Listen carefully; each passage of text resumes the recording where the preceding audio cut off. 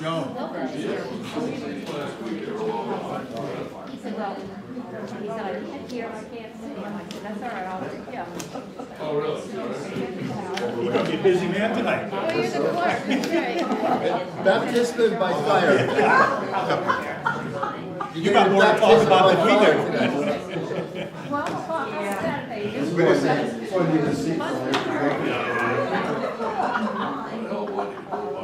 Geez, even Danny got this place way over I'll there. take you 10 days.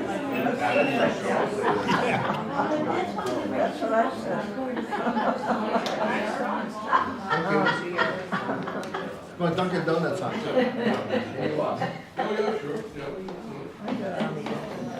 Hey, Danny, when you have a chance, take a look at Middletown. It's kind of not so good anymore. How much, This road here is like, this is like 91. Our worst ones are 121. I know. You don't need to take medicine. how many yards of material you go through? Yeah, right. We put out 8 loads Sunday, Saturday night, and we put out 6 loads this morning. Roughly, 14 yards, 16 yard loads. Yeah. But I didn't have what we used on the county on Fisher Hill and 121 I run out of, so that's what they did, is all that day. Oh, okay. The plant mix. And Alright. it worked. All right, we'll call the meeting to order at 6 o'clock. Welcome, everybody. Before we start, Josh Hearn, a new select person. So who doesn't know, Josh is here. And again, Cynthia, do you feel like you'd like to sit up here for one more time? No? Okay. Can slide over one more seat, feel more open. Okay, we need a motion to adopt the agenda, but it needs to be amended that will add Margot to talk about the river garbage, I guess, between 6 and 7, and for the appointments of all the appointments and the audit of vacancy, we're going to postpone that and do that at the executive session, after the meeting is over, okay? Make a motion, we adopt the agenda as modified. Second? Any discussion? All in favor? Aye. No? Okay. Who's second? I did. Josh. Okay. We have 3 minutes. We have the minutes of March 4th to approve or correct. So let's do it one at a time so that and we can vote it. We can vote all at once, but let's see if there's any additions or corrections. So there are any additions or corrections to the Monday, March 4th Select Board meeting? Make a motion, we. Why don't we just do them all, and then we'll make the motion to accept all of them? Can we do that? Makes it easier. The organizational meeting, are there any additions or corrections on March 5th, on Tuesday night? I've got something on that, on the 4th sentence. It says appointments of building, highway, and maintenance committee. I don't think that's, I've never seen highway. It usually is building and park. Yeah, it was building in park, I think. There's no highway in that definition. Okay. I don't want Danny to start calling me up at 4 o'clock in the morning and asking what we should do. No? Okay. Any other additions or corrections on the organizational meeting? And the last one is the emergency meeting, which was held on Thursday, March 7th, to call a special town meeting. Do you have any additions or corrections to that?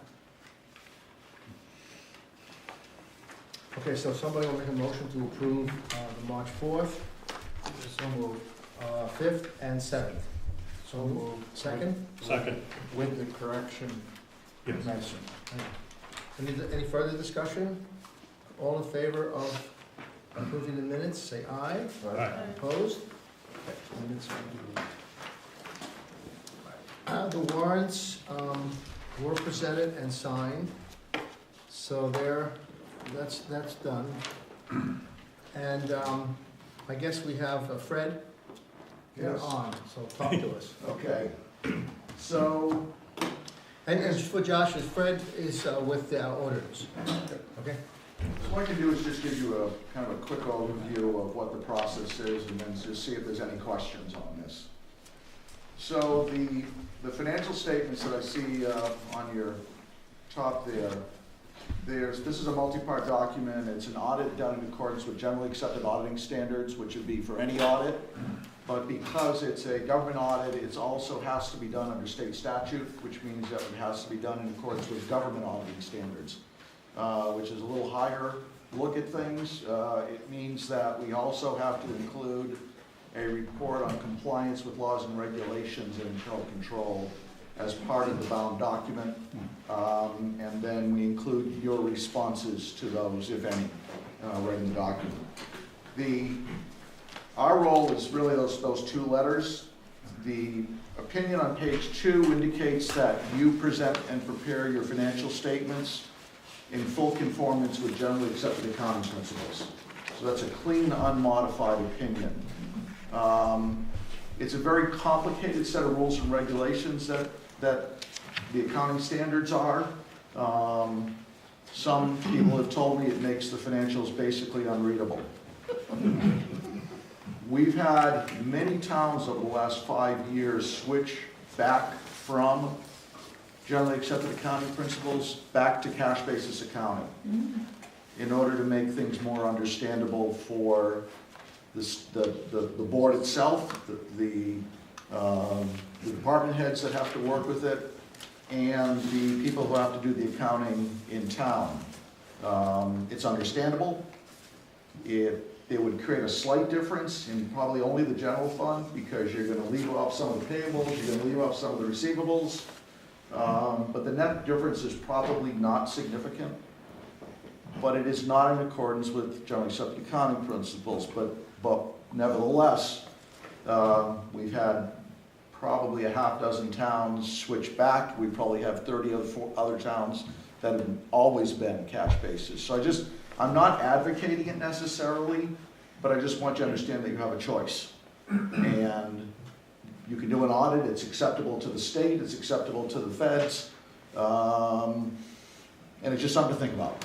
So it all works out in the end, is what you're saying? Yeah, you'll end up with some slight differences, as I said, but nothing enough that would change anyone's mind in terms of voting on a budget or having money set aside, and it's a heck of a lot easier to keep track of.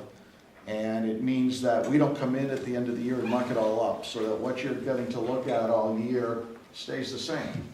So unless we find a problem with the bank reconciliation, then the information you're getting will be consistent with what's in the audit and may provide a product that's more usable to you. But again, I'm not necessarily advocating, again, I just want to understand that there is a choice. So the one that I know that everybody really kind of looks at is the general fund, and that's on page 6. And you ended up the year with a total fund balance of about a little under $400,000. It was about $540,000 a year ago, so it went down about $150,000. A lot of it is tied up either in inventory or prepaid expenses or money that's restricted or assigned. The assigned is set aside for reappraisal, hydrant maintenance, solid waste, town hall restoration, and $100,000 for the Walker Bridge.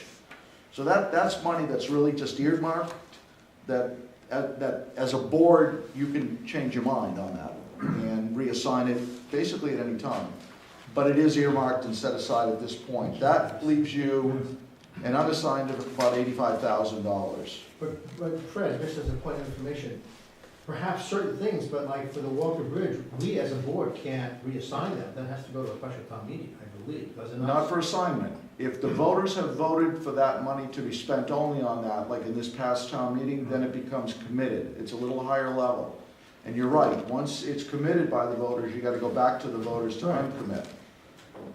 But anything that's just a set aside that you've said, well, this is what we intend to do with it, then you get to. So there's different levels. If somebody that was Yeah, set I was aside. gonna say, That was set aside. The town hall, last year, yeah. so that money is then set aside. the town hall, the Walker Bridge, and now the village park. Those monies would. Yeah, that's new this year. And they were set aside, they were voted at town meeting. So they're not part of unrestricted. No. Right. No. And so that leaves you the 85 of unrestricted. Right. So is that enough? I don't know. I mean, you guys run about 75 days before, or 30 or 45 days when new tax money comes in.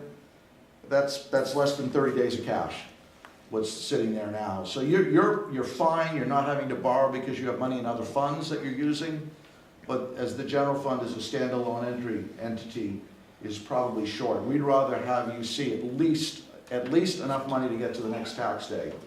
So that would be somewhere like $140,000. But I thought we had, Kim, we had a surplus after we took the 100,000 out, and didn't we have? We had probably 20 or 30,000 left of the 110 that we assigned, but Right. we've used that, so that brings everything down to only 85,000 on the sign Yeah. that I explained to you. Right. So, I mean, it's fine to get you through. I mean, one reason is cash flow. The other reason is being able to manage property taxes. So that if you had a bad year, if you had, fuel prices going up, or health insurance, or a bad winter with, I don't know where you stand in terms of your, salt and sand at this point in time, but, if things go up and all of a sudden you use that all up, the next year, and if those prices stay the same, then you've got no choice but to raise the budget by quite a bit. If you've got some fund balance available, it at least lets you cushion the blow. It gives you more of an ability to smooth out any rate increases. So, to me, that's the bigger issue. I mean, I'd rather, I know my taxes are gonna go up, but I don't wanna spike them. I want them to go up. If they're gonna go up, I want to at least be a reasonable, something that I can manage. But without a fund balance as a board, that's not gonna leave you that kind of flexibility. So, again, you're at 85, you're fine. I'd be concerned if that went much lower than that. And in the budget that just passed, was it a balance? Would they use up any fund balance, Kim? No. Okay, so at least, you're staying even. So that should at least stay there, at least, through another year. The budget actual goes for 7 pages and starts on page 9 and goes through 11. And, there's variances up and down. On the revenue side, on page 10, you did about $270,000 better than budgeted. A lot of that was a transportation grant. But then you spent that money and some. So if you look on page 15, you budgeted to take in $1,105,000, you budgeted to spend $1,105,000, but you spent about $1.5 million. Again, a lot of that was funded through grants, but you still overspent the budget in total by about $145,000. So some of that was planned, some of that was to purchase the mower blower. You knew you were going to do that, and so that was the most of what happened. That was about $133,000. So that was as planned. A lot of other information in here. I don't know if there's any specific questions I can answer, but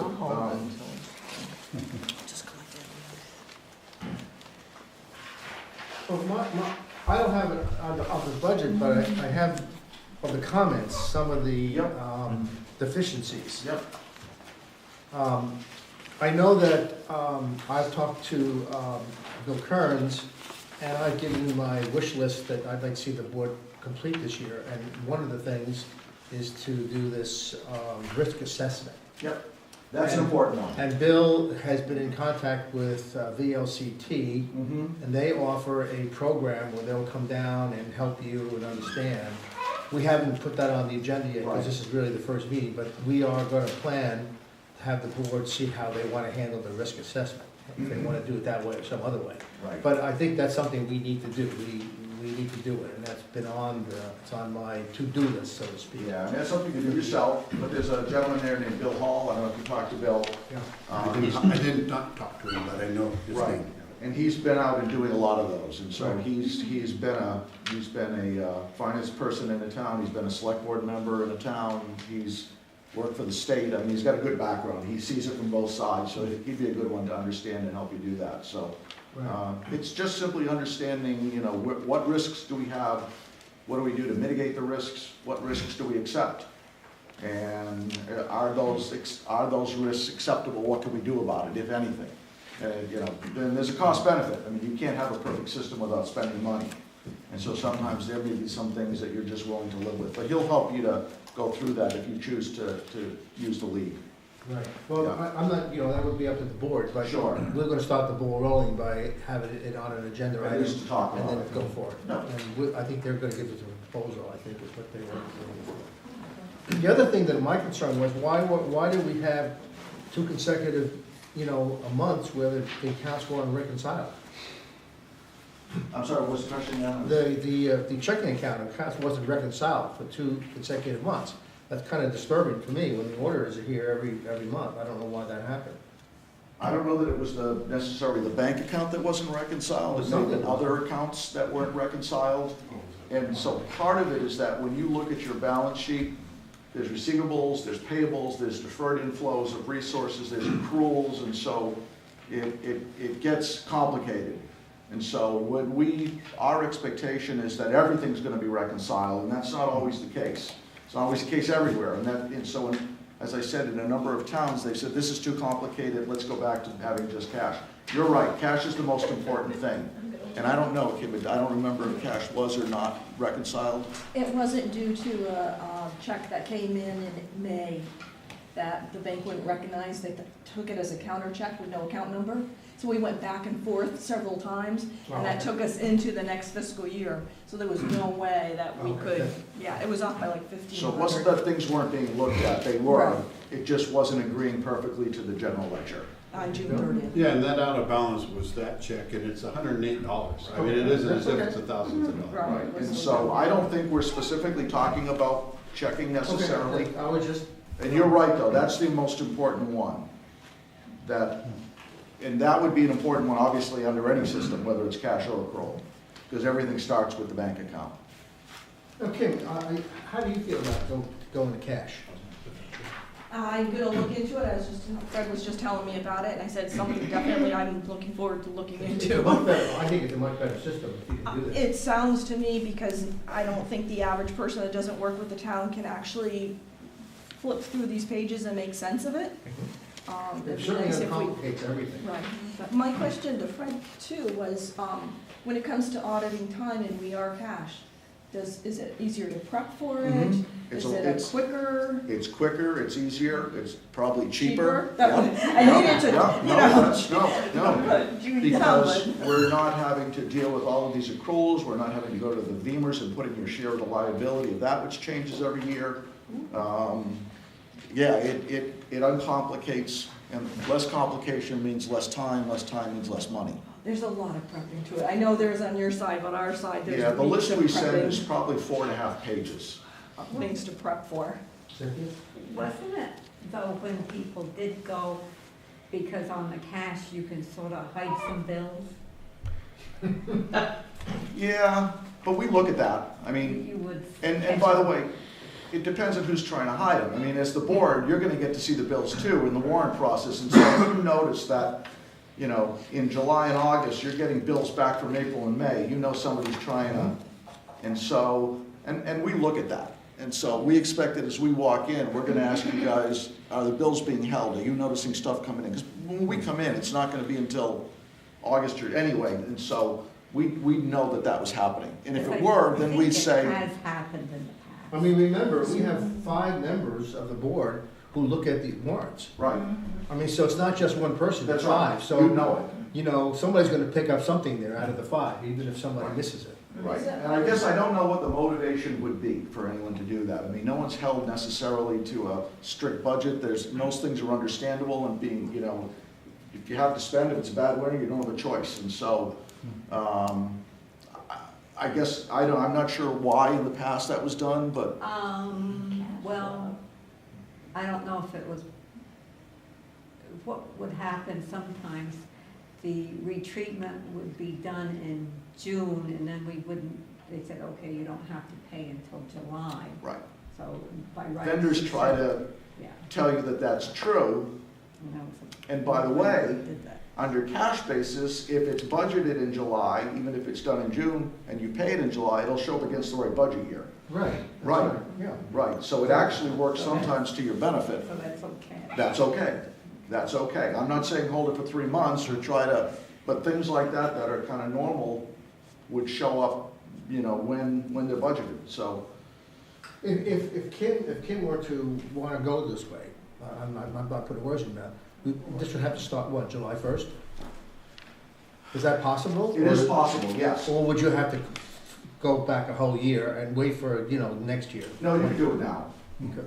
You can do it now. It's basically taking things off. You're not adding anything to it. You're getting rid of some things. So, and then it's just a matter of money in, money out, which is basically how you run all year, because you're not booking all of these accruals and things except for once a year anyway, at the end. And so what's happening is that, she's got information all year, and then we come in and say, but we need your receivables, your payables, your deferred inflows, and we start making changes or proposing changes, and now it doesn't look like it did all year.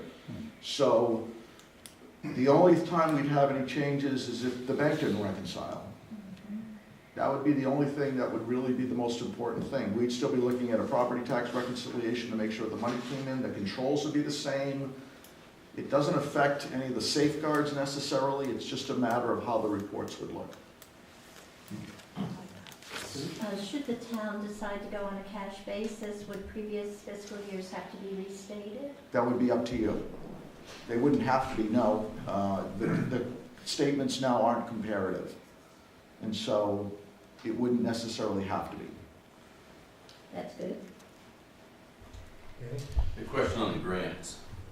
So every time we get grant money, we have to pay all the bills up front. Yeah. And then the money comes back in. So I have line items that have these negatives beside it all year. We get the money back from the grants, but that money doesn't come back in and show that we were reimbursed. Right. Would that change with doing it a different way? And if not, how do you show the taxpayers that it's not really a negative, you were reimbursed for it? Right now, if you don't get the money within 60 days after year end, we can't show it anyway. And so you're right, if you spent money in June and paid for it in June and didn't get the money till July or August, then you'd have a expense in June, which would be 1 year, and then the reimbursement in the next year. But if it's one of those things like paving that you could, that not by holding it an inordinate period of time, but pay it in July and get the reimbursement in August or September, you'd be fine. It's all in the same fiscal year. It's possible what the scenario you raised could happen, but it can happen now too. Do you mean, Danny, within the same year and yours is showing a negative, I have to net the grants into a different revenue than the expenditure I took it from? Right, correct, anyway, yes. And I think that's kind of one thing, Danny, we have a hard time that we come up a negative when actually the money's sitting over in the revenue. Right. And it's hard to understand. Yeah. Yeah. Would this correct that? Would this correct that? With the cash, it still wouldn't. It may not, depending on the timing, but it may not make, it might be no worse than what's already happening. Okay, because most of the timing, for instance, this year, we got 16,000 during the winter for work that was done this year after July 1st. Yeah. So what he is saying is that 16,000 should show against his budget. Income that would offset expenses on the budget. That's what he's asking. So when did you get the 16 you're saying? We got one in November and one in December, I think. And you're spending it when? 8,000 each time. It's all in the same fiscal year. If it's in the same fiscal year, you're fine. Okay. Well, when you look at our sheets, it shows that you're overspent, but you really haven't overspent. Because of the grants coming in. Yeah, Correct. and because the way the system works, you don't see the income on the against the expense. That's correct. And so what again, some towns do is that and as a board, it would have to be a board decision, would be to say, well, if we've got little grants that normally come in, better back roads, things like that, we're gonna leave them in the general or highway fund. But if we've got a large grant, we may want to set that in a separate fund, so it doesn't distort our general fund budget. I'm not saying for every grant, but we've got towns that set up what's just called a grants fund. And they charge the expenses to the grants fund, and then they bring the revenue to the grants fund. And if they have to match, they have to, budget for a transfer in from the general fund. But that way it doesn't distort your general fund budget, so that it's more clear in terms of seeing the way that you voted it. Particularly if you've got an opportunity for a grant you didn't know you were going to get. Well, no, we have a couple line items that we have listed as grants. Right. So we code out everything to them, but it's still at the end of the year, it still shows a negative. It doesn't show where that grant money comes back into it. Only in your revenue. It's in your revenue. It's in Right, revenue, but it you doesn't- can't see it. In the general's revenue. In the not general's the revenue. Not in his budget, that's what he's, so he's seeing all these Highway negatives. budget. I know, and you can't, No, and you can't do that because then it shows up like it didn't happen at all. right. I mean, and I understand your issue, and that's why other places have said, we don't want that kind of expense even in the general fund at all. Let's put it in a grants fund. And that way, it can never have the impact of overstating your budget because it never got there in the first place. And so then you can look at that one fund and see, okay, we've had these 6 grants, did we get all our money in? Is it matching the right period? Well, it makes it difficult because we as a board take a look at the budget quarterly. Right. So you look at the budget and all of a sudden you see, Negative. oh my God. Right. Then you have to ask the question, why is this, and so it's difficult for Danny and for us to Right. really kind of understand where we're going, because it's really not a true picture. Right, and so you may want to think about having a grants fund where you put these kinds of things so that they don't distort the budget. And that's fine. I understand why you don't put it back in the same line item, because it'd show that you did nothing in that. That's right. So, Right. But you also see if you put it in a separate fund, it wouldn't affect your budget either. Right. Yeah. So again, I'm not necessarily advocating for that, but it is a I solution. said, do you want another? But it does complicate things, though. Oh, sure. Showing it that way. Oh, yeah. Yeah. Because we did a job on the town hall, which I forget the exact number, 40,000 or whatever the number was, and I did ask him, I said, why are we showing negative 40 when we knew we had in a reserve of 100,000, Right, but it still showed negative 40? because you spent it that Because we year, spent it, and you didn't take and we revenue, didn't you transfer used it back fund over. balance. Right, right.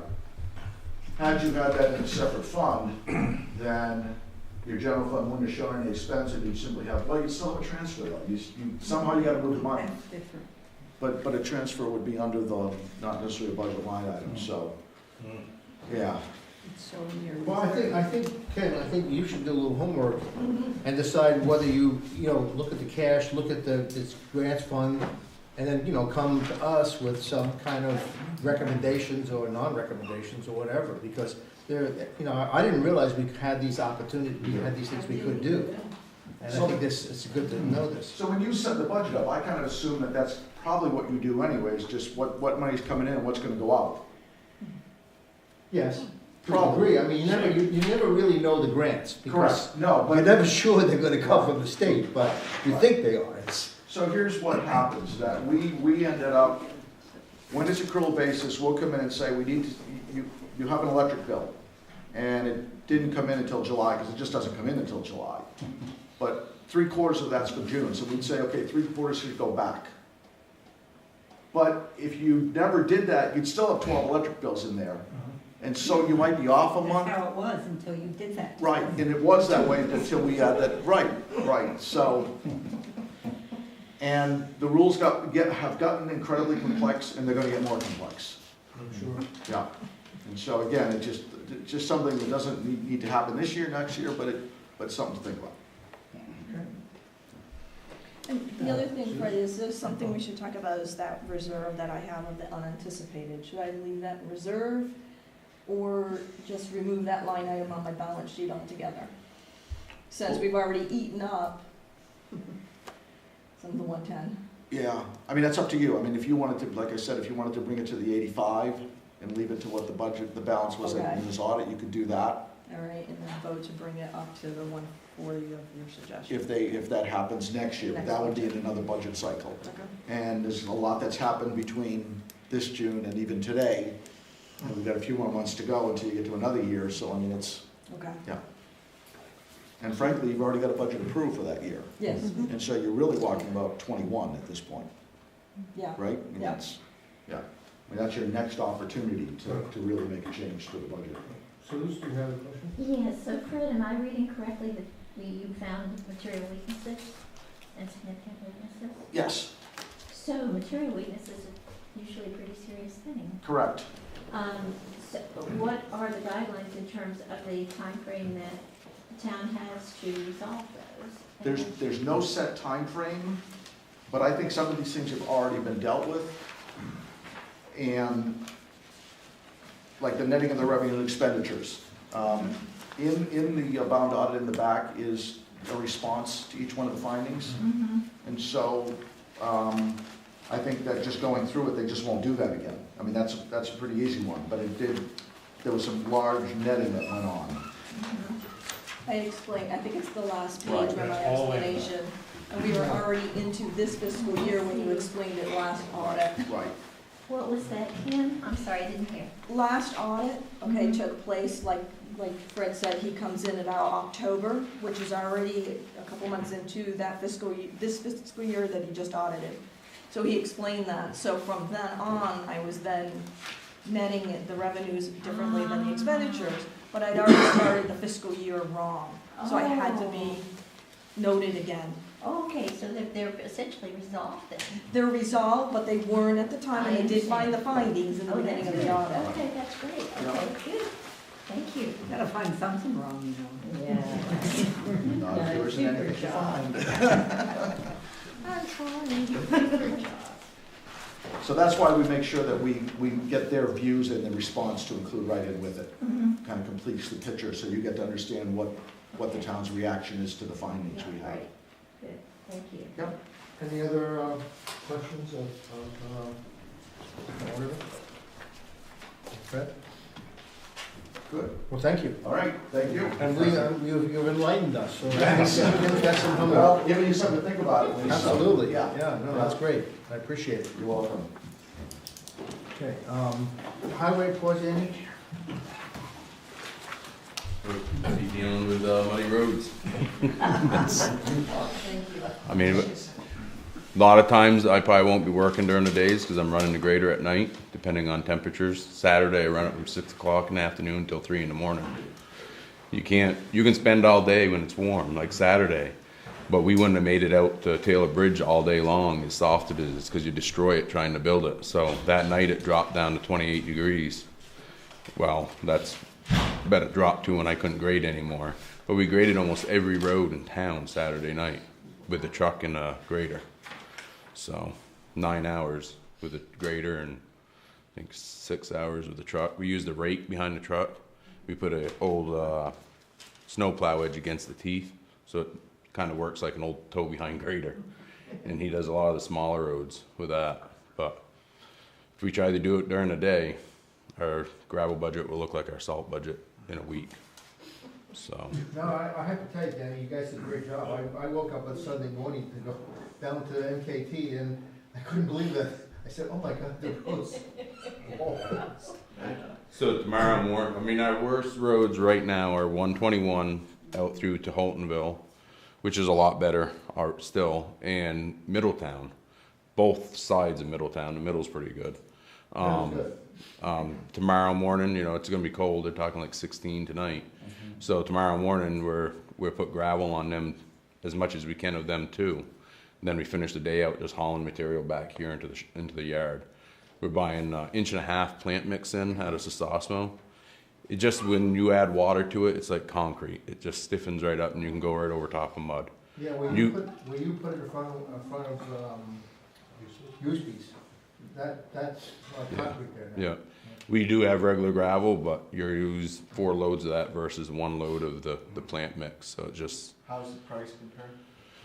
it's a little bit more. I mean, the biggest thing is the distance. We can make 2 loads out of Eastman if the road is froze, versus 1 load out of Sososmo. It's about an hour and 10 minutes per trip out of Sososmo, where you can make 2 loads out of Eastman or out of our own stockpile down here. We use some of that in the places where it's not real bad, but I like to use the plant mix, so hopefully it's one time and you're done with it. But Can you stockpile some of that mix that you're talking about for next year? probably this summer, when the new budget starts, most of our new budget will probably be spent on either inch, which is like a sure pack, or the 1.5 inches, just because we're seeing our roads with the temperatures get a lot muddier, so that it doesn't have, the regular crushed gravel doesn't have the fines in it that you need. So the plant mix is made out of a ledge stone. It's all crushed. It's not a natural gravel, so they have sieve tests, so they know what they're making, what they're putting in it for fines. Where natural gravel, it's whatever's coming off the belt. So. it's holding the hill, Parker Hill anyway. That was our regular gravel. So, But that, I mean, that's a good example, you know, there's only like 6-inch ruts up there where you can get away with putting some of that down. Where 121 was probably 8 inches to a foot. Middletown, I mean, we backed into it and dumped and just left it. You could have dumped load after load and it still would just push out with a plant mix. It doesn't do that. You know, a lot of towns are using straight stone and it's more money and I don't think it works as good. Just a point of information, Chester's using stones that are 3 and 4 inches. Yep. What do you do? How do you grade your road in the summer when you've got 4-inch stone in there? A lot of towns do it. I don't use anything bigger than 1.5 inches. Because if you put down, say you put 100 yards of 4-inch stone down, now as soon as it dries out, you gotta cover it. So you used 100 yards of 3-inch stone, now it's gonna take 200 to 300 yards to cover it. And next mud season, that's all gonna come to the surface again. So I figured I can put down 400 yards of 1.5 inches and I'm still further ahead because I don't have to deal with the stone. So I don't use anything bigger than 1.5 inch stone on our roads. I think that one part on Middletown, up by Eustis, didn't have a bottom. Yeah, Anderson Road has a spot on it that's kind of like that, There but was no bottom. yeah. I think Saturday night I probably just missed you. I was coming home from work at maybe 2:45, and you had the road closed. I was on sign Right up. Orchard by 2:45. Yeah, you had the road closed sign up, and I went through to see what had got done. It was beautiful. Yeah. I was very happy. No, the way the temperatures are looking right now, I mean, they look pretty good for this week. You know, Friday's gonna be a little bit warm, but today they didn't loosen up too bad. So, except Middletown. Anything that's out in the direct sun, if they say it's gonna get to 40, that road's gonna be the 50. So, other roads have still got ice on them. So yeah, tomorrow morning will be Middletown and 121, and I probably won't get all of that done in the morning because by 11 o'clock you're off of them. So. Any other questions of Danny? Did you do Stagecoach on the weekend? Yes. You did? Yep. 'Cause it was Saturday again. night we did, well, it's easy to say, we did every road but Putnam Forest, 4 Chimneys, and 2 little side ones off from Eastman and Record Road and Ledge Road. Everything else we hit Saturday night, Sunday morning. It's deep again. Yeah, but it's short, so it's hard. I mean, we're trying to get the main routes done, I and mean, I didn't expect it since the others were so perfect on Sunday. yeah, yep. If it stays cold, we get more of them done, but. Ally, you have some? We're grateful.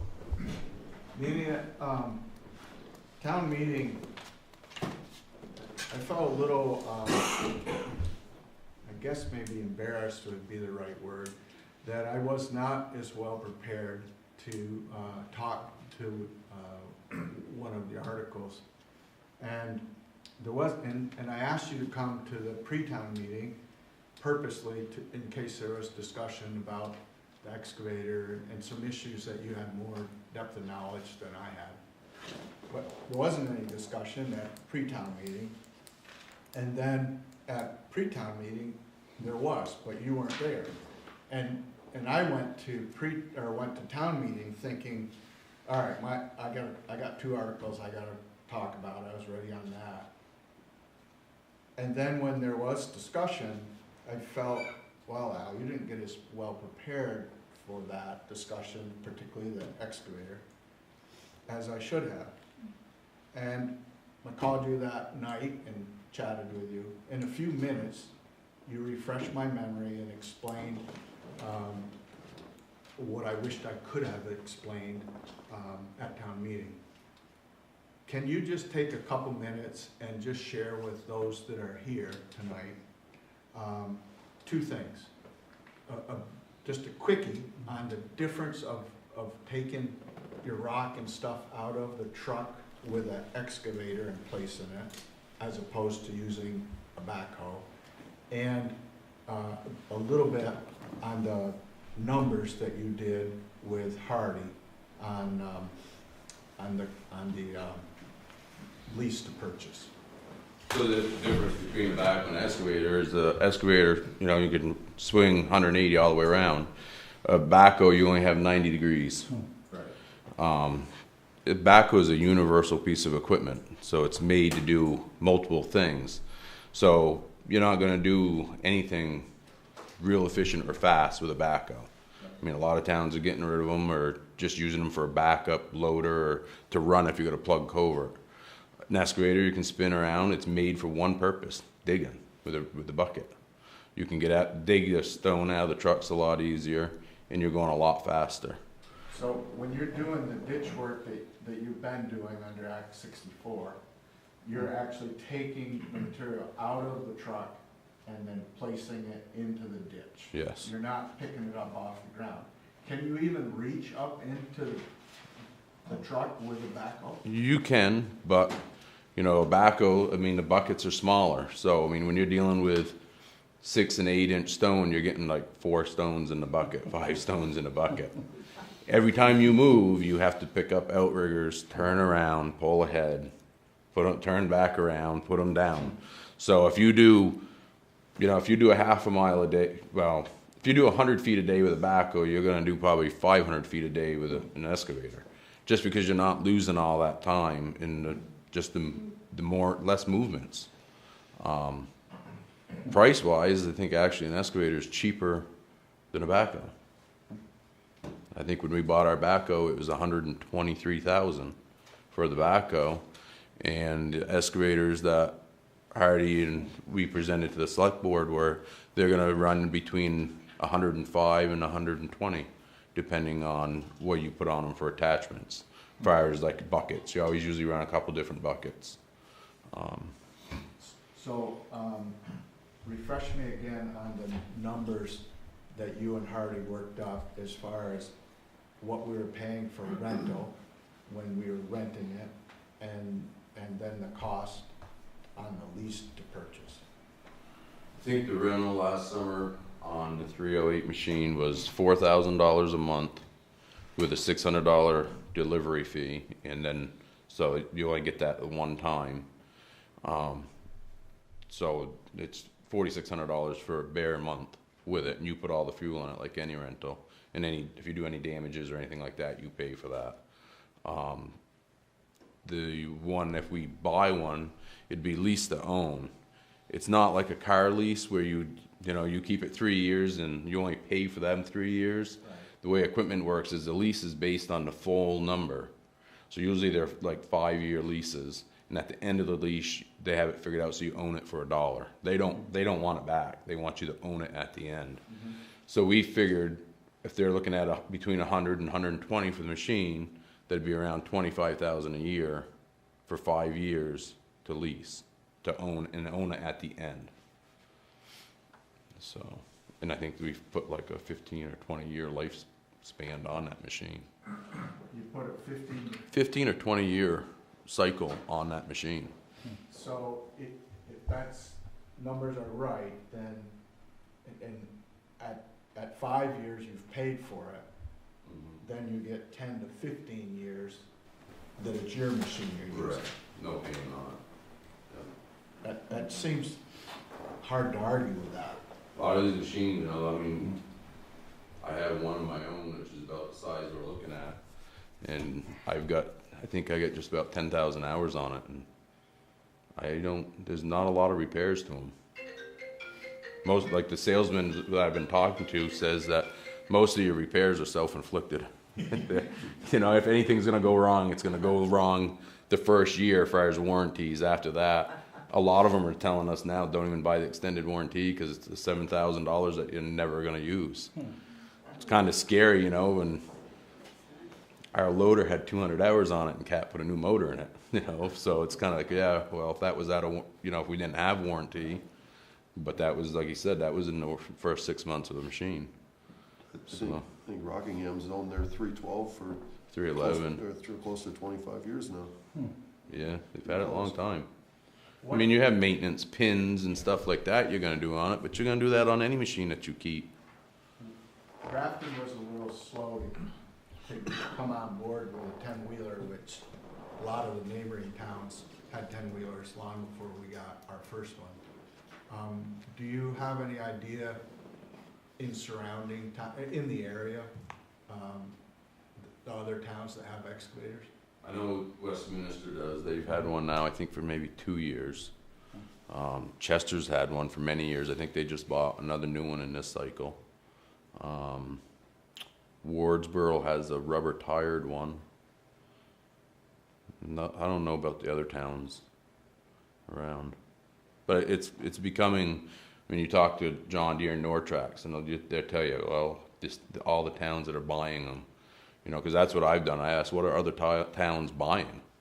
Because they're dealing the same thing as we are. Right. If everybody's buying this certain size, it tells you that that's what's working. Right. So there's a lot out there.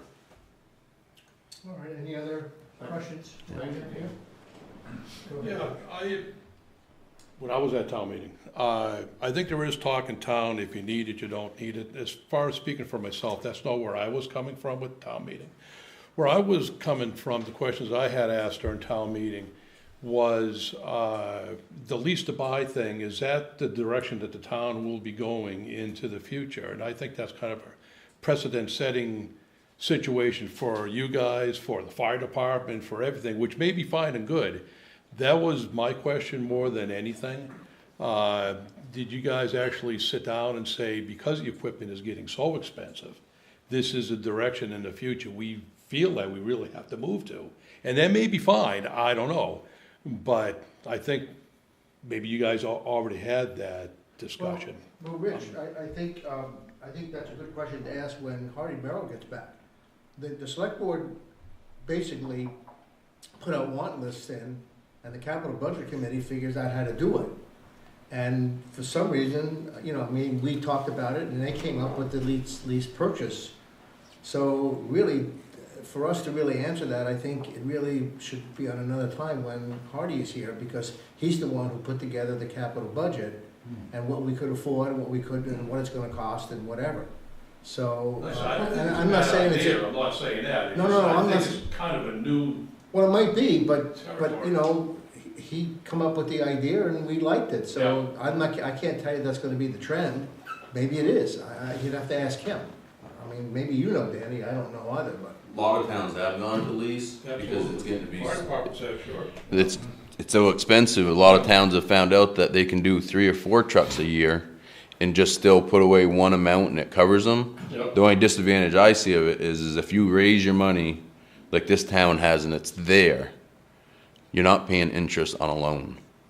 The loans for towns is, it's like what, 2%, 1.5% to 2%. But still, it does add up. I think the whole idea on the excavator was the tractor, we had a surplus, so it was kind of easy to do that.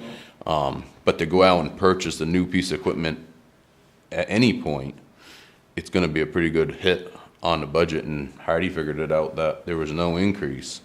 The way the numbers, I don't understand how he does that part, but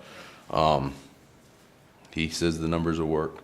So I have one more question.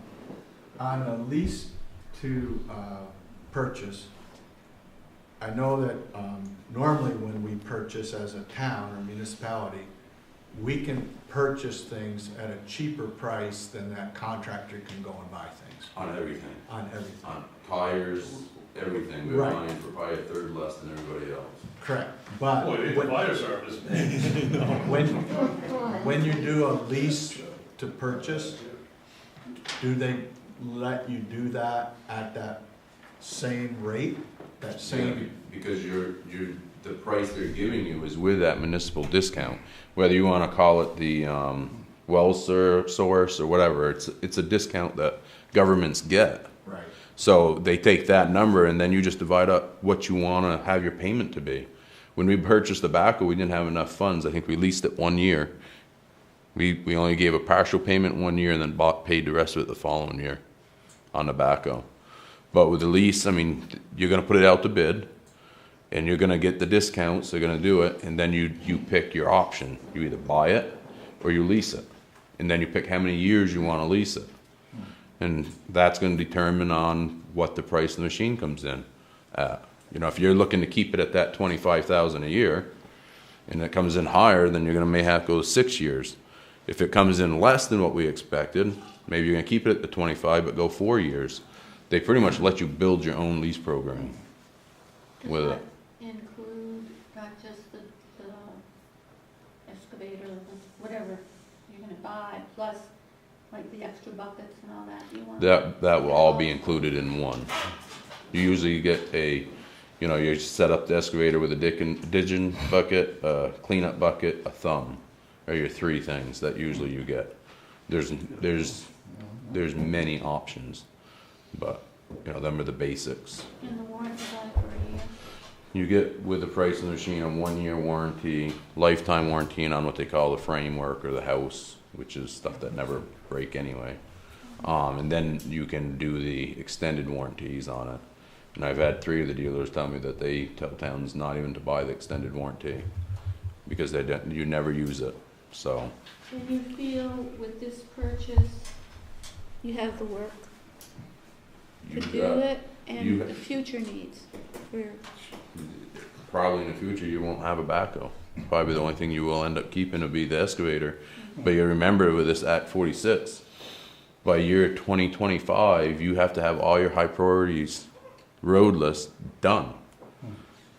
It's the state, they're probably gonna push that out to 2030 or something, but they give you the timeline, and we have, I can't remember how many miles that are in that list, but there's a lot. So last year we rented one for 2 months, and I think we did, 5 segments, 6 segments. So. And you're gonna get to do it again after though, right? Once you get your silt up over the stone, then you gotta do it all over again. Yeah, yep. But the one that you leased previous was too big, right?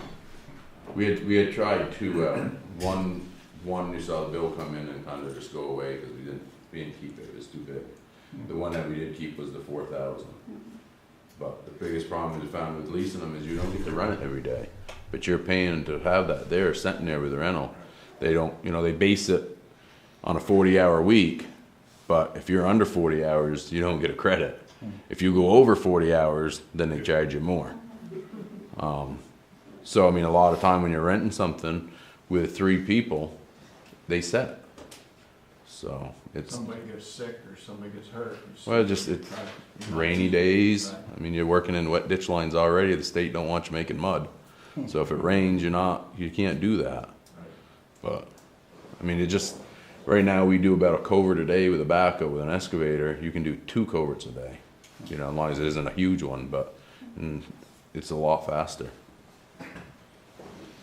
Mr. Chairman, based on the discussion and the recommendation from the Budget Committee and the vote of the voters, I make a motion that Danny proceed to collect information to lease purchase the excavator as the voters approve.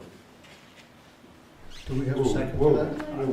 whoa. Thank you. No. We voted on a Capital budget, that's right. I- Voted on it. Right, yeah. But all we voted, No, that's no. all we voted on was the capital budget item.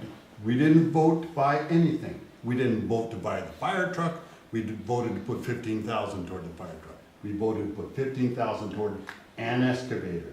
That's all you did. You're getting way ahead of anything. Yeah, I don't think we need to, because it was, the capital budget was, you can do anything with the capital budget.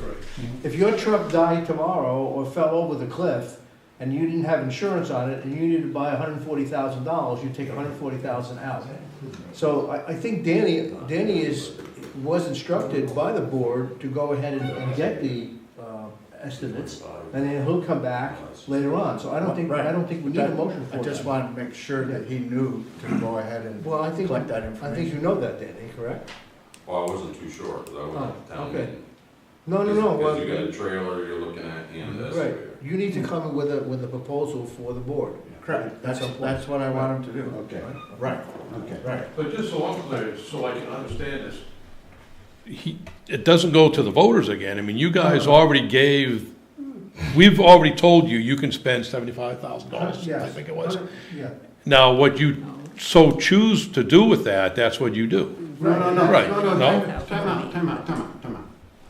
No. There hasn't been any decision on any piece of equipment in the capital budget unless I'm completely mistaken. No, there isn't. What is there is money for the capital budget. If they're gonna buy a fire truck, they're gonna buy an excavator, they're gonna buy a truck, they will use the authority that they have to Right. make that decision, Right. but it'll be at a public meeting to make that decision. Correct. Whether it has to go back to the voters or not, I don't know. Correct. But There are some. but there's no decisions made. No, there are some decisions discussions that have to take place, Yeah. not tonight, and I really don't want to spend any more time on here, is that we have a truck that has cost us in excess of, what, $4,000, $5,000 in repairs already, the old International. Freightliner. The Freightliner. We have other issues that we need, Danny has to make some recommendations of what he thinks. We have a pickup that's coming due, that we want to postpone the pickup for another year and then put money into the truck. I don't think we're at that point to decide what equipment we want to buy yet. The only thing we got approval for was to spend, we have a capital budget. And then Danny will come for some recommendations and we as a board will discuss it in a public session. That's what I wanted Yeah, to do. and that's what's I gonna wanted happen. to make sure he. Taxpayers already. No. What a miss. No, what Bill's saying. No, it doesn't go back to the taxpayers No, because, it has to go to them for a We- decision. Right. No decision's been made. right, there's no decisions. The only thing Right, is. but it don't go back to the tax, No. to the The voters, right, select right. board makes a decision on what they want to do with Sure, the money yep. allocated for the capital budget Yep, for the coming year. Period. That's Yep. how it works. Okay. We need to move on because otherwise we'll be here all night. This is a long agenda tonight. We're only beginning. on the board, on the floor, isn't Would you? Hasn't been withdraw it? seconded. It hasn't been said. Hasn't been Well, seconded. it wasn't second. Okay, we have excess word permits. Josh, we have Gurney Brothers, Ron Brothers, Valley Crane Service, McCluff Crushing, PJF Trucking and Logging, and United Natural Foods. Is there another one? Yeah, two more, Basin Brothers and Wind River Environmental. Okay. So we need a motion to accept. To approve them and to allow me to sign them. Yeah. So moved. Second. Any further discussion? All in favor? Aye? Aye. Okay. All right. Liquor license, Kim Reckett. You sign it. No, actually. Oh, Josh, passed got it, them all okay. and all Okay. mine. All right, Josh, you're the- Sign each and every one of them, where the Okay. lowest ones are. And then I'll take them back from Is you. that a conflict of interest for him to have the liquor licenses as a bartender? No. Come on. Back when I was an owner, I couldn't vote on this. Yeah. No. I did the same when I owned. Who's supposed to sign these? Oh, Bill, okay. Well, here, Bill, I'll just leave it right here in the pile. We get it all the time. On the liquor license that he's gonna do, there are probably 7 or everywhere there is a tag sticking out, there's a place for you guys to Yeah, sign. I think the liquor license, You have to sign all of it. right, yeah.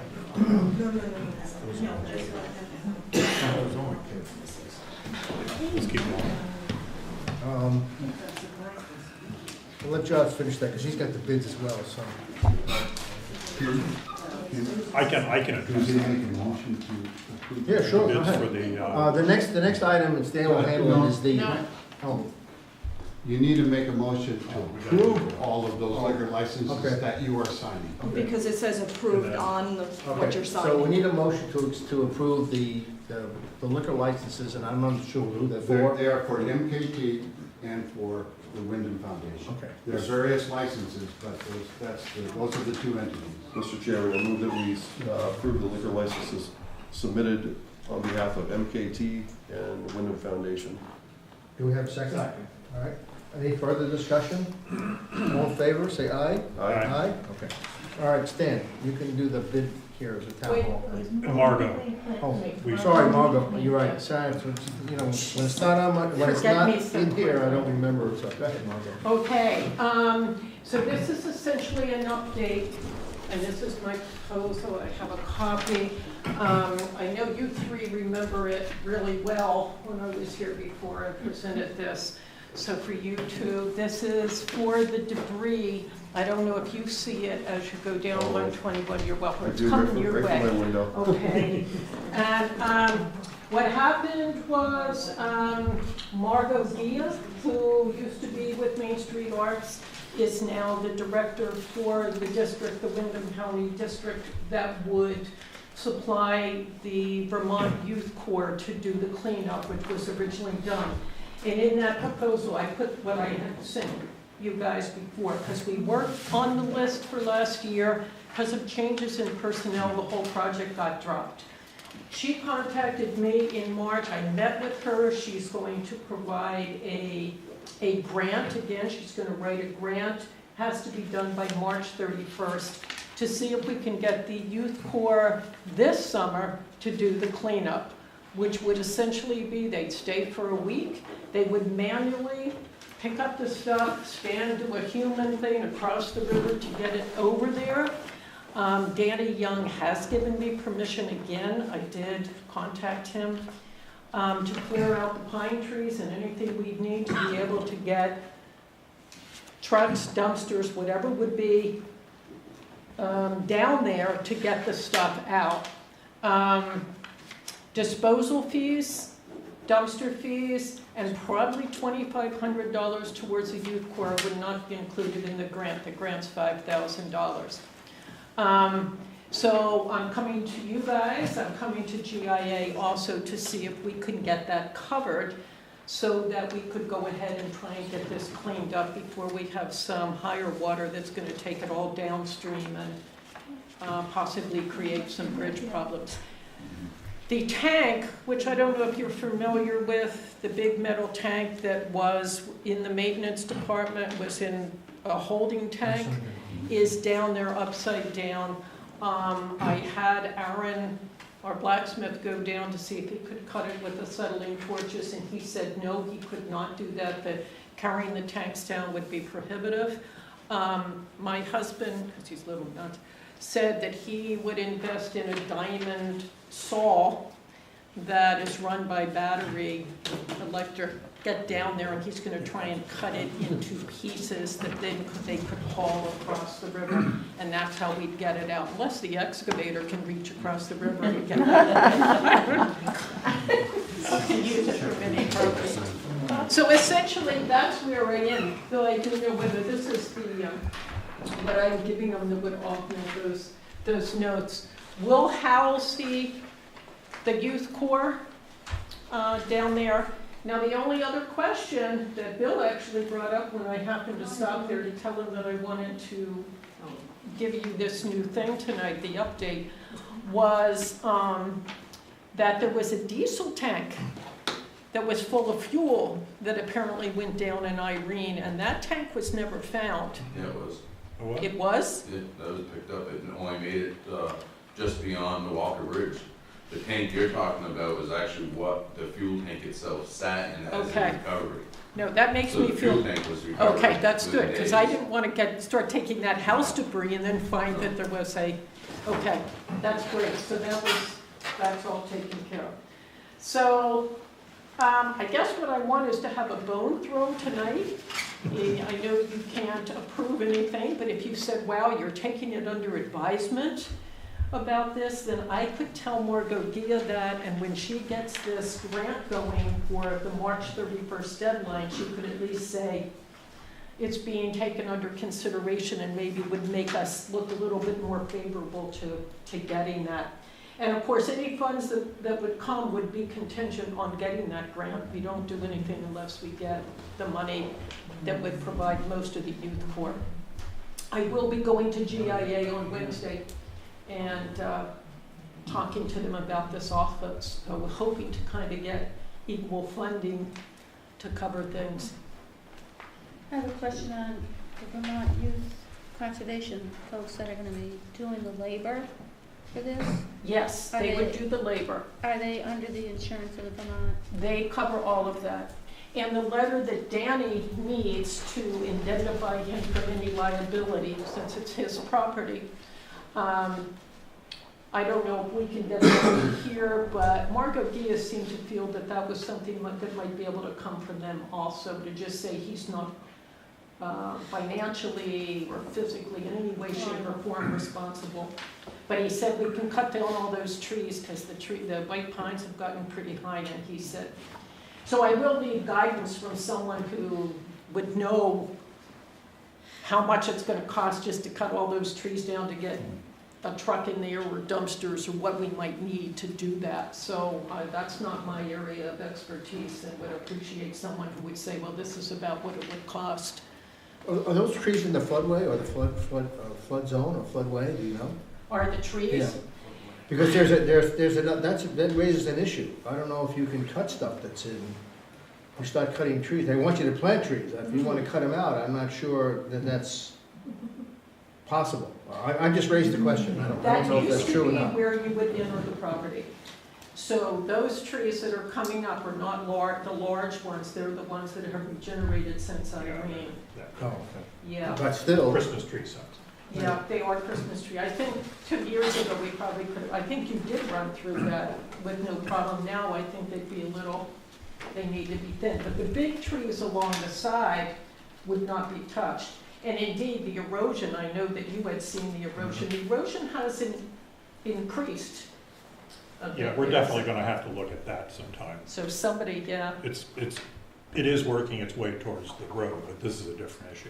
Towards one. So just for my clarification, so what exactly are you asking for the board to do tonight? I would like funding to cover the disposal, and whatever is in excess of the grant that we get to cover sites. I believe it's $7,500 for the youth corps. The grant would cover $5,000. I have to get $2,500 for them, and then whatever the disposal costs would be for whether we need dumpsters or trucks, and then taking that debris someplace and paying for that. What is most of this debris? What is the house? Okay, And stuff that came down from the so garage. mostly wood, it's not like it's a bunch of metal, it's mostly wooden building products. Yeah, and It's what one they, big tank. yeah, and the big tank. And what they would do is they're gonna separate it. So anything that we could burn that is just plain old wood will be put one spot. The trees and things that are there, we're just leaving. We're just move those aside, and we're gonna get out the shingles and the, all the other house debris and whatever else might have been coming down. That's, I think I returned some things to you guys. I think I'm most sure. of it's the house, Yeah. the house in the garage, our Buffalo's garage, it went down through half of our garage at the time. Yep. With the main concern, well, the reason I initiated this was because I just saw in the next flood that all this stuff was going to continue down and hit that bridge, and the tank in particular has concerned me just if it got that far, going down and doing damage to the 121, to that bridge. So that was mainly why I started this. Or we can let it go down to Saxton's River and just help it along, but. Yeah, I think it would get hung up on my house, to be honest. Yeah, it'll probably stop for you. So any other questions, or? I think, I keep on thinking the big question is, and I think it's the whole crux to the thing, is that I'm not sure, to be perfectly honest with you, that it's a select board issue. Or the town's issue. It is, yeah, I was just gonna say, or in essence, a town issue. It is private property.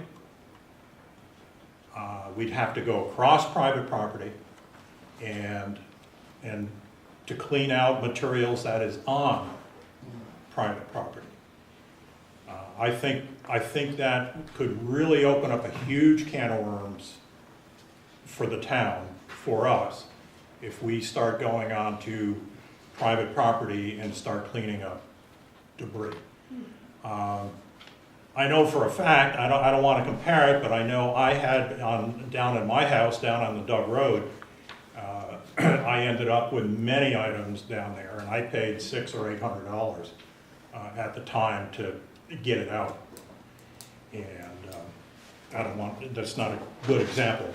But I'm particularly concerned about the town and the private property issues. I also agree, Margot, and we have not budgeted $2,500 for this. And with a year of sand and salt and whatever, I mean, we're gonna be fighting to even stay anywhere near where we are.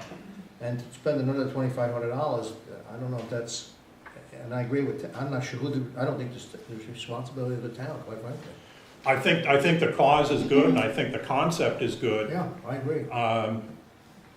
But I personally don't think that it becomes a town issue.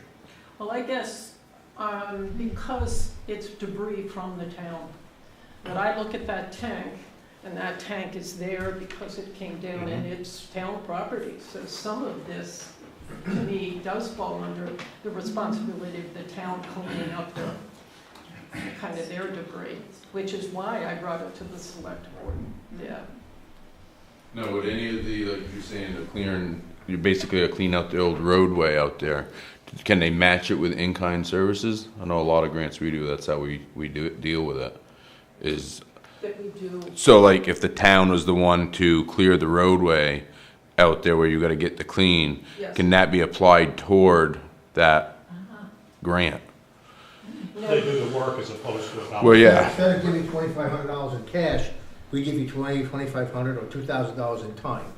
And that would be fine, or if there were, the trucks came and they were there for the debris to be loaded into, that would be fine. The $2,500, I have to find $2,500 for the manpower, for the youth power.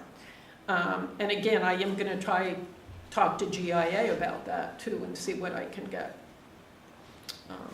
Margaret, wasn't there more than just the 2,500? It's also the removal and disposal and not knowing what that actually is going to be. That is correct. It's hard to That is justify any dollar amount, yeah. Yeah, that's Which is where I hard for the need budget. somebody else who has a better expertise and can say, oh, that amount looks like it would fill 2 dumpsters or 2 dump trucks. It could certainly be brought over and put into trucks.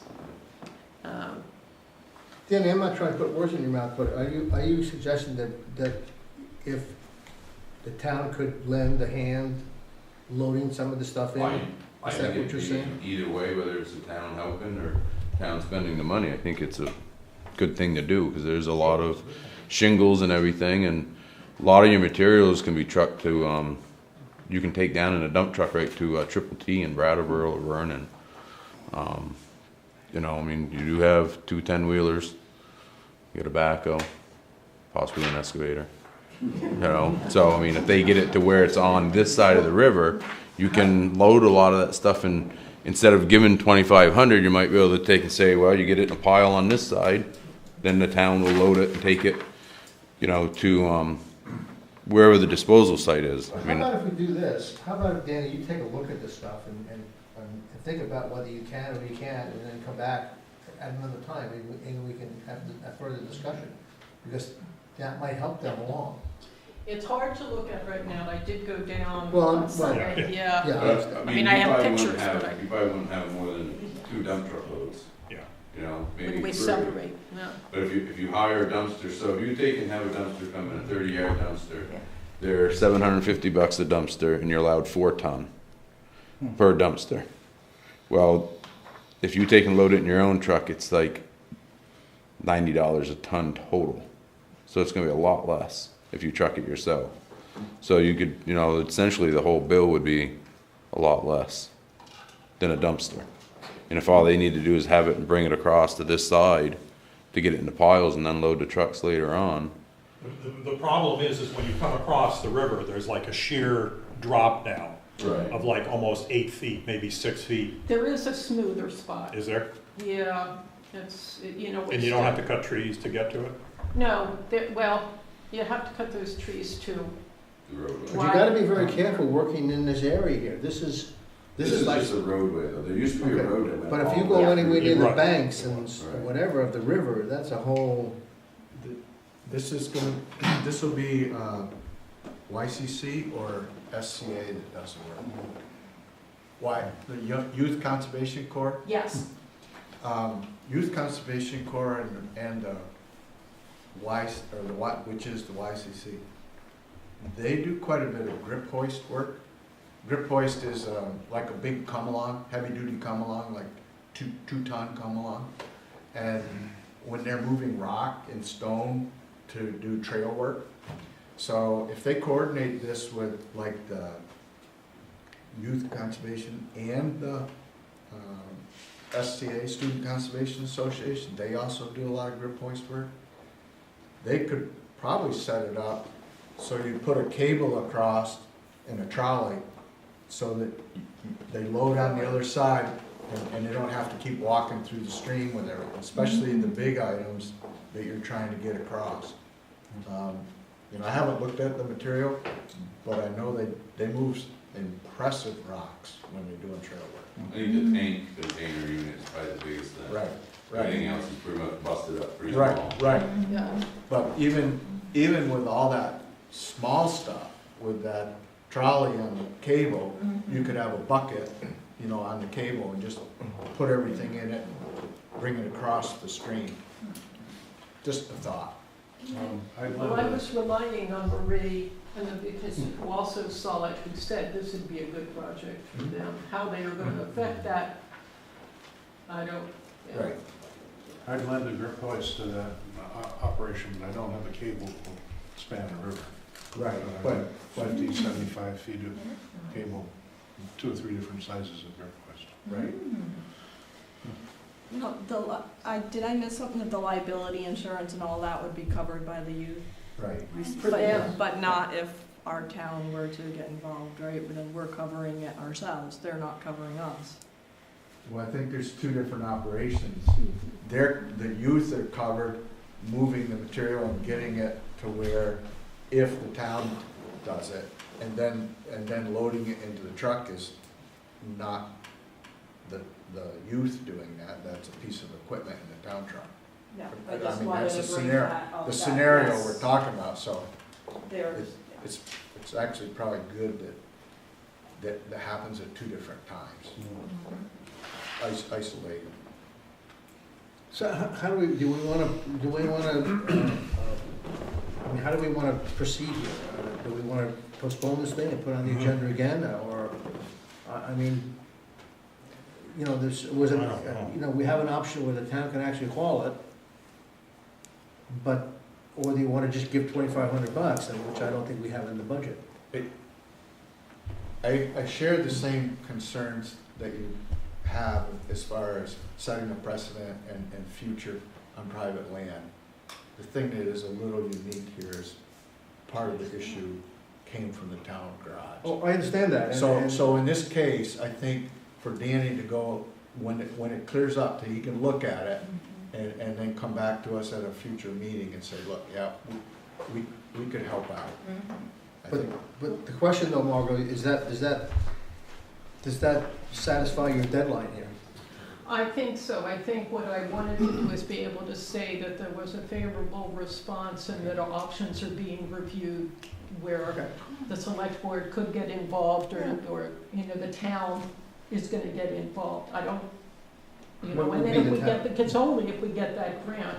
And certainly if the grant comes through and then everything else fell through, I would, you know, we would just have to put it on the back burner.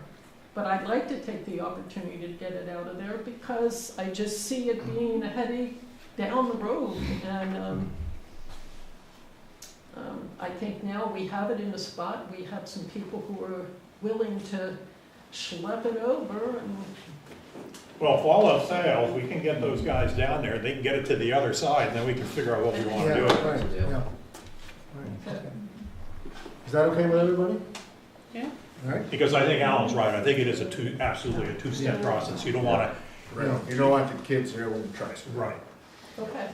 Yeah, and it could be, you know, little bits and pieces come over the river, and you got a machine sitting there, and, you know, if there's a pile there, they can go in and just pick it up and get rid of it, so it's sort of a two-step operation. And then you certainly see what you have too at that point. Yeah. Yeah. Okay. Okay, any other Thank you. discussion? Thank you, Martha. The town hall bid. Yeah, the town hall bid, Kathy and I got together, we're on the building, and Josh has got the 3 We decided, going over the bids, that the Darlton Sinet bid is actually the low bid to do the work at $29,878. If you remember, what we want to do is remove all the siding on the town hall on the north and the west sides of where it is siding. 3/4 of the west side is brick. So it's a quarter of the west side, and the entire north side of the building is to remove the asphalt shingles that are there, plus metal underneath, and re-insulate as needed. And the low bid on that was from Darlton Sinet for $29,875, which we're going to accept, and based on the motion. We'll make a motion. The only other thing I do want to say is we're fortunate, there was a possibility of asbestos being there. We had Catamount Environmental come in and take a sample of the siding, and fortunately there is no asbestos there. Cool. So that probably saved us at least $2,000-3,000 or something on that project. So why don't you make a motion? So I'd like to make a motion at this point that we accept Darlton Sinet bid of $29,878. Second. Do we have any further discussion on the Dalton Sinet bid? Well, we felt, because he had done the previous work on the town, he did a great job, and he knows the building, he knows what he has to do, so it's one of the things that we looked at seriously. And the other thing he did do, and part of the request for a proposal, was whoever submitted a bid had to include their insurance paperwork with it. He was the only one that included his insurance papers with it, and he was the low bid, so. So all in favor of awarding the bid to Dalton Sinet, say aye. Aye. Opposed? All right, the next item is the Planning Commission. It's on there for this reason. We have one of the present planning has resigned. That's Lisa Kissel. And Kim Record. Well, She is. Well, she didn't. Well, she, you know what I mean, terminated. sorry, finished the term. She finished the term and does not want to further serve. And Kim Record would like to be relieved of the Planning Commission, and she wants us to deal with her treasury work, but also with the wastewater committee. I had a discussion with Dave Culver, and I said to Dave, I said, how do you feel about keeping the Planning Commission at 5 rather than 7? And I said, you're welcome to come here tonight, and he said, no. I said, do I have your permission to tell the board what you told me? And he said, yes, and as soon as I mentioned that, he said, absolutely. He said, that is my recommendation to make the 5. And he said, if you were to ask the board, they would also agree to keep it at 5, not 7. So we have to decide whether we want to keep it at 7 or reduce it to 5. Was there any discussion with him about having 2 alternatives? No. I make a motion that we reduce the number to 5 on the planning commission, which is what it used to be. Second? Second. Yeah, the planning commission was, when I started on the planning commission many years ago, it was 5. It's always been 5 for years. And then I think it got increased during the wind situation, if I remember correctly. Wasn't it 9 at one time too? No, No, could have gone tonight. That's statutory limit. Right. Oh, okay. Could have gone tonight. Bellows Falls, I think, they just reduced their planning commission to 5 too, I think. They did, they split it as well. They created a, yeah, they did. Yeah, well, we did that a Yeah. couple of months ago, so we Yeah. have a DRB board now. Yeah, But they also reduced theirs from 7 to 5. I think. yeah, they did. Any other discussion? All in favor, say aye. Aye. Any opposed? Okay. All right, the appointments come later. We need a motion to make the newspaper of record is the Grafton News. Yes, So moved. The only thing you need to have a paper record for is is for the town, for the budget and the articles for town meeting. And you don't need it for any other purpose. Any other time you have something that needs to be done, the law simply says it has to be in a newspaper of general circulation in the neighborhood. It can be any. But the only reason for the paper record is for the town meeting. And we've been using the Grafton News. So. And what's really nice there, even though I've asked her if she was sure, she doesn't charge us for it, so that makes it really nice too. Do we have a motion from Alan? Do we have a second? I'll second. Okay. Any further discussion? All in favor of making the Grafton News a paper of record for town meeting and what's the other one? Just tell me. Town meeting. Say aye. Aye. Opposed? Okay. I think the last thing now is public comment. Do we have any public Auditor vacancy. comment, huh? The auditor vacancy. No, the auditor is, that's also a executive decision, session. So, do we have any public comment? Yeah, I do one. Go ahead. I came in tonight as a citizen, just to be more informed. I'll make this short. And as fire chief, just a little bit in case you guys had a question or whatever. I made a resolution at the town meeting. I was going to try to come to more select board meetings. Anyways, a little bit surprised that this excavator incident came back up again. I really don't think the voters have already voted on this, and now you're giving us more information about it. And I think you're confusing people more than anything. And sorry for this, chastising a little bit. I don't think it was handled properly right off the bat. And like I say, I think whoever's going to watch this is going to be even a little more confused about the issue now. And I don't really think, as far as I was concerned, I voted during town meeting, and I voted for the select board when the appropriate time came. Now it's up to you guys to do what you think appropriate with the money that we gave you to do. And to throw it up at this point, again, I think is even going to confuse more people if they're watching this. Because I don't really think they really know what the facts are about it now. And honestly, again, apologize for this, but I think it was a little unprepared for a town meeting, and I think it confused people more than anything. And to bring it up again tonight when I figured I'd be sitting in a chair and keeping my mouth shut, just listening to what you guys had to say. So anyways, that's my spiel. Any other public comment? Cynthia? What does one have to do if their mailbox has been destroyed by a wing or something?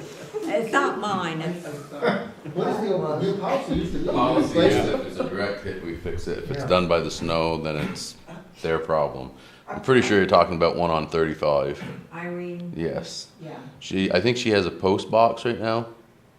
No, they're holding it at the post office for her. We probably will put her a new one up. You It was will- never struck direct with a wing, but Oh. it had been taken down many times by the snow. Unless she'd like to pick out her own, and then, don't we reverse? Yes, we have done that. Oh. Is that, so that I'm informed, The- is that the is the policy policy, is it's that still it's the same direct. way that was used to be? If it's a direct hit by the wing, then it's our responsibility. If it's the snow, then, it's Well, theirs, but Must be a combination. her location is very bad. But I mean, a lot of times it is the snow, but some of it I decide. If I go up there and it's a rotten post and everything, it's like, this is yours. If it's a brand new mailbox, nice post, whether it's the wing or the snow, I will usually put them Probably back. a combination. But Any other public comment? How can you avoid hitting them? Really. Other business? You wanna fix mine? I just want to remind, and I'm not sure, it says, I just want to get it on public record. As far as I know, the school has not signed the warning for the special meeting.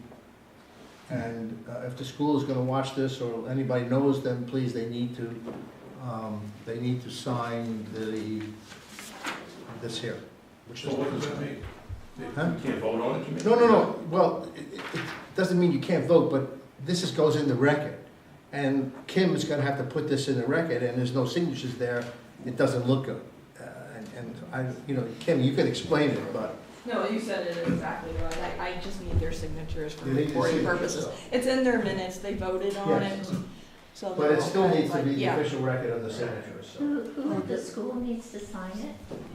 The board needs to sign The it. school board? Jack Breyer, Jester Westclock, and Jim Lupiani have to sign this. The select board have already signed theirs. It's for the special. This is town their meeting. They're special. holding- They had a special meeting, the same day that we had a special meeting to ask the town to call a special meeting in But April. it will not slow down the fact that we will have the meeting on April 8th, No, right? no, but it just So needs, you need it's, somebody who will get those signatures? yes, Bill has got it. No, Jack has the original. Okay. Jack needs to get the signatures, the other two, at the school board meeting, he said he would get the signatures. But if you wanna grab him by the ear and haul him around, that's okay. Susan, if you want to take this anyway, Susan, take this anyway so you know that, that's what we're looking for. Sure. Any other new business, other business? Okay, so we need a motion to now go into executive session. Make a motion to go into executive session to discuss personnel. Second? Okay. Is it just for these appointments that you were, Yeah. then that has to be executive session? There are some personal issues that I think need to be discussed in executive session. You dropped it on the floor, so I figured it'd be a gentleman. Well, we have signed, wait a minute,